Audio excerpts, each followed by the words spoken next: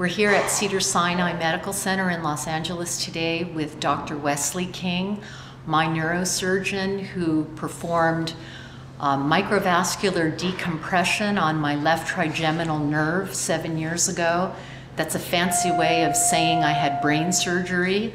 So Dr. King, what would you like to say about the benefits of patient advocacy? Well, I'll tell you, today healthcare is just very complicated. It's a complex system, and it's nearly impossible for somebody who doesn't have an experience in the system to navigate the system. So it's tough from the beginning of the process till the end. So you start the process with the insurance companies, and that can be a battle. That can be a battle getting surgeries approved, and the people who are approving or not approving the surgery sometimes don't have an expertise in that area.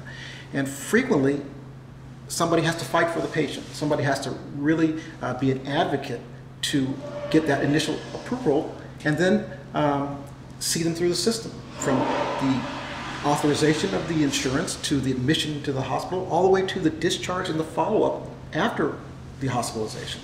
Well, this is true, and this is why my business is growing. And would you say that your patients are any better prepared than I was going through the surgery? I would say most are just as poorly prepared as you were. I was poorly prepared because I was in chronic pain.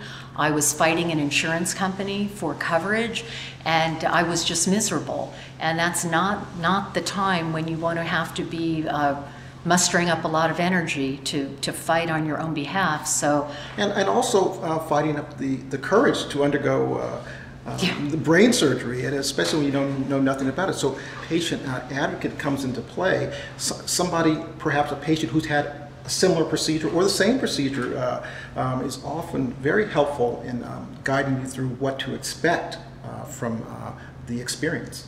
As you know, you've been very helpful for a number of my patients, patients who've had similar problems. For me, it's been an incredible resource being able to have patients call you up on the phone. You've been so generous as far as your time, to call you up on the phone and find out exactly what it's all about. And, for them, the decision making, I think, is easier than it was for you. I just think that what you're doing is a wonderful thing. Patient advocacy is perhaps the most important outlet, most important resource for other patients. The patient advocate can come into play with a discharge. During the discharge, the patient doesn't know what to do when they go home. You know, how do they deal with their medication? What do they need to do as far as follow-up? And the patient advocate frequently can be there to just make sure everything's done properly so that there's not another problem down the line.